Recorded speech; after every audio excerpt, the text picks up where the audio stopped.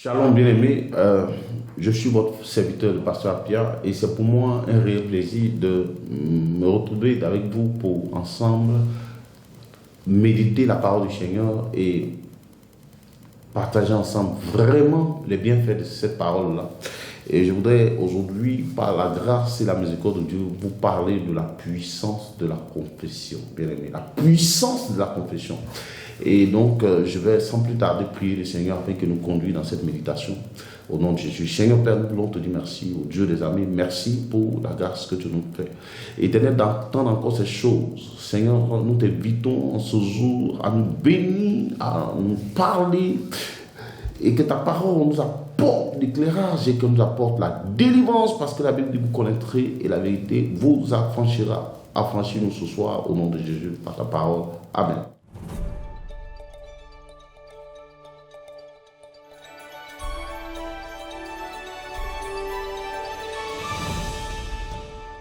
Je voudrais, frère, t'interpeller sur une chose. Vous savez, Dieu, la parole que Dieu a créée n'est pas banale.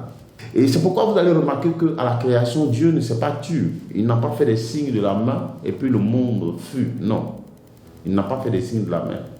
Mais Dieu a parlé. Il a parlé, il a parlé, il a ordonné et les choses se sont accomplies. Et je le disais tantôt à l'église, lorsque tu parles, un enfant de Dieu parle, ce que nous disons, c'est ce qui se matérialise. Qu'est-ce que je veux dire? Le Seigneur, Dieu de son trône, a dit que la lumière soit, et la lumière fut. Donc, un enfant de Dieu, lorsque nous parlons, soit, il y a deux types de personnes, si vous voulez, d'esprit qui reçoivent les paroles qui sortent de la bouche de l'homme. D'un côté, le Saint-Esprit. Lorsque les paroles sont chargés de la parole du Seigneur, en ce moment le Saint-Esprit s'en charge et il matérialise toutes choses, comme il a fait avec le Père. Lorsque le Seigneur a dit que la lumière soit, le Saint-Esprit s'en est saisi, parce qu'il se mouvait au-dessus des eaux, n'est-ce pas? Et donc il a saisi la parole, elle n'est pas tombée en terre, il l'a saisie et il l'a matérialisée. De l'autre côté, il y a des démons qui attendent, eux aussi également. Lorsque les paroles sortent, ils se saisissent de ces paroles-là et ils les matérialisent. C'est pourquoi le Seigneur dit, veille sur ta langue. Veille sur ta bouche. Celui qui parvient à dominer, à dompter sa langue, c'est-à-dire il a sauvé toute sa vie. Vous comprenez? Donc je me pose la question. Parce qu'il dit en Romains, il dit ceci, car c'est en croyant du cœur qu'on parvient à la justice. C'est juste en croyant que Jésus est Seigneur, on obtient la justice de Dieu. Et c'est en confessant de la bouche qu'on parvient au salut. En d'autres termes, à la délivrance. Donc, bien aimé, ce que je ne comprends pas, pourquoi nous les chrétiens, nous ne parlons pas? Regardez un peu la puissance de la confession. Regardez un peu comment vous pouvez comprendre que des marabouts, des sorciers peuvent se tenir ici en Côte d'Ivoire, maudire quelqu'un qui est en France. Et puis cela lui arrive. Mais ils ne se taisent pas. Ils parlent, ils prononcent des paroles, ils font des incantations. Et donc, c'est-à-dire, de même que la Bible dit que la parole de l'Éternel parcourt la terre avec vitesse, ainsi, les paroles qui sont prononcées par des marabouts, les démons aussi les saisissent et ils parcourent les nations avec vitesse. La parole de Dieu, elle parcourt la terre avec vitesse, pourquoi? Pour accomplir les desseins de l'Éternel. Ainsi, les démons chargés de malédictions aussi se récupèrent les paroles qui sont prononcées par toi-même, par tes parents, par je ne sais qui. Qui veut te maudire? Parce qu'en Job, la Bible parle de ceux qui maudissent le jour. Ils maudissent le jour sur la terre des enfants de Dieu pour ne pas qu'ils réussissent. Donc ils parlent. Donc ils maudissent le jour. C'est-à-dire qu'ils parlent. Bien aimé, toi ta bouche là, elle ne parle que lorsqu'elle veut critiquer et elle veut calomnier. Lorsqu'elle veut médire. Tu comprends? Et c'est pas normal. Tu peux changer ta situation. C'est-à-dire recréer les conditions, l'atmosphère même de ta vie, c'est-à-dire à changer ça. Est-ce que tu sais que tu le peux? Tu le peux par ta parole. Il faut que tu parles. Ce que tu dis, ce que tu appelles, c'est ce qui vient à l'existence. Et je vous l'ai dit dans le message précédent que Dieu nous a donné son esprit. L'esprit qui fait de lui Dieu, il l'a mis en nous. Donc ça veut dire que si Dieu est capable d'amener à l'existence des choses qui n'existaient pas comme si elles étaient, nous aussi, nous avons par la puissance de l'esprit appelé les choses que nous voulons, que nous désirons. pour qu'elles viennent à l'existence. Nous en avons le pouvoir. Et c'est pourquoi le Seigneur dit, regardez, nos bouches sont chargées de paroles. Elles sont chargées de paroles. La parole, c'est une bombe, c'est une puissance. La Bible dit en Romains, à partir du verset, il dit, que dit-elle donc? La parole est près de toi, dans ta bouche et dans ton cœur. Or, c'est la parole de la foi que nous prêchons. La parole, elle est toute près de toi. Elle est dans ta bouche et dans ton cœur. Mais sors-la, libère-la.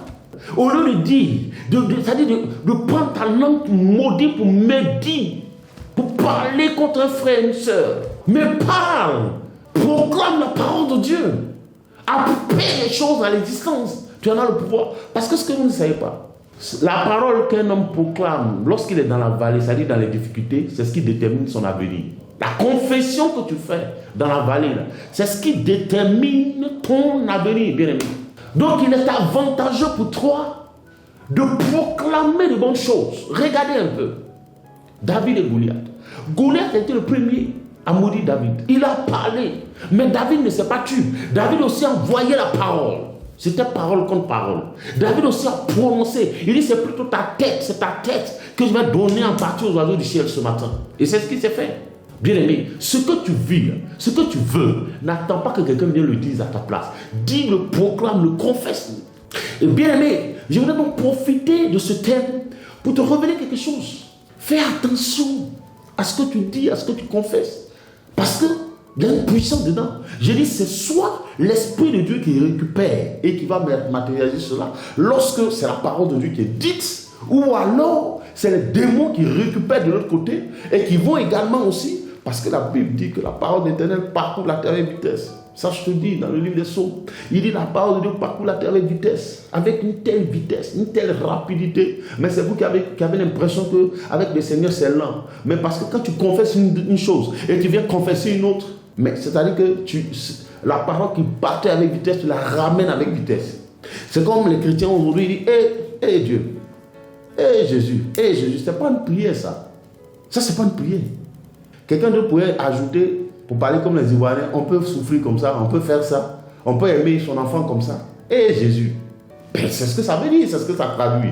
C'est une parole de désespoir, Vous comprenez? De désespoir. Ce n'est pas... Les héros ne disent pas « Hé Jésus, hé Jésus, hé Dieu, hé Dieu ». Vous comprenez? Et c'est pourquoi ne t'amuse pas.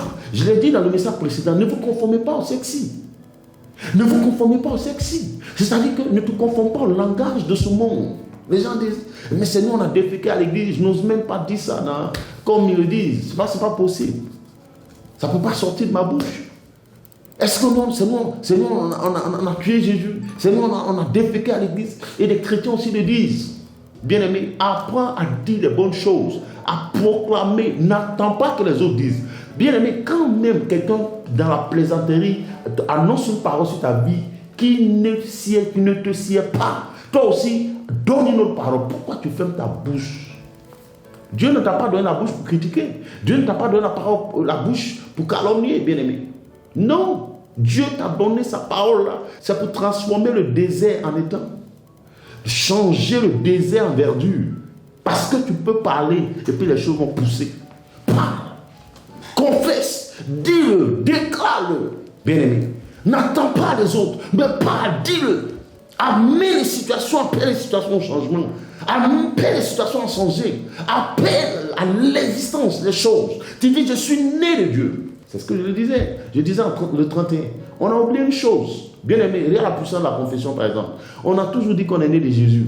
Mais on est enfant de Dieu. Mais on a juste oublié que si nous sommes nés de Jésus, ça veut dire que nous portons son nom.